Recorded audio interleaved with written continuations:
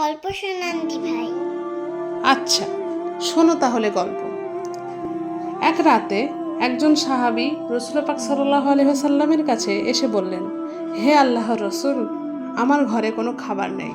তখন রাসূল সাল্লাল্লাহু আলাইহি ওয়াসাল্লাম সাহাবীদের জিজ্ঞাসা করলেন, কে আজ এই ভাইকে নিজের বাড়িতে অতিথি হিসাবে নিয়ে যাবে? একজন আনসার সাহাবী তাকে নিজের বাড়িতে নিয়ে গেলেন, কিন্তু বাড়িতে গিয়ে দেখলেন শুধুমাত্র বাচ্চাদের জন্য সামান্য কিছু খাবার রয়েছে। তিনি স্ত্রীকে বললেন, বাচ্চাদের ঘুম পাড়িয়ে দাও, খাবার অতিথিদের সামনে রাখো, আমরা এমন ভান করব যেন আমরাও খাচ্ছি। অতিথি পেট ভরে খেলেন, কিন্তু স্বামী স্ত্রী দুজনেই সেই দিন না খেয়ে রাত কাটালেন। পরের দিন রাসূল সাল্লাল্লাহু আলাইহি সাল্লাম বললেন, আল্লাহ তোমাদের এই কাজ দেখে খুব সন্তুষ্ট হয়েছে। নেহরু, হ্যাঁ দি ভাই, বুঝেছি। ঠিক আছে, আজকে এই পর্যন্তই, পরে আবার শোনাবো, কেমন?